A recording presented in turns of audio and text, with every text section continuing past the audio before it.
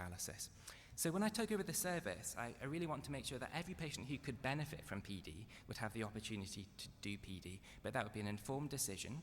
And I had this kind of ambition that half of our patients should be dialysing at home, and that would give me patient numbers of 75 on PD, 75 on home hemo. So how was I going to do this? Well, I think where we went wrong before, every time we grew our numbers, our poor single-handed PD nurse was having to work very, very hard, but then things would go wrong with some of our existing patients. She would focus efforts on our new starters, our long-standing patients, something would go wrong and they would stop PD. And so we need to keep up our number of nurses as we go along. And I think, the ISPD guidelines suggest, 20, 25 patients per specialist nurse. I think that's fine when you've got 50 or 75 patients.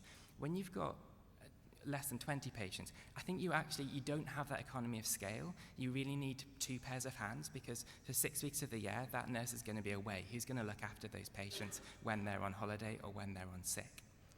We also need to provide education, not just to the core PD nurse, the nurse who's going to own that service, but to every nurse that may be involved in that patient's care. So the ward team need to be just as familiar with PD as they would be with hemo, as do consultant colleagues, as do the registrars.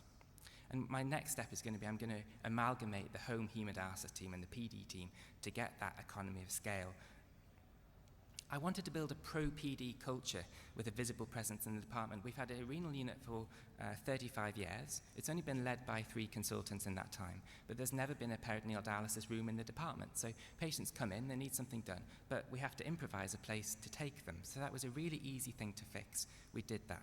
I reformed pre-dialysis education. We started using PD in acute kidney injury and in crash landing patients. And I said, look, we're going to use this in everyone. We're going to use it in people who've had abdominal surgeries. We'll tell them maybe the PD catheter won't work, but it's worth a go.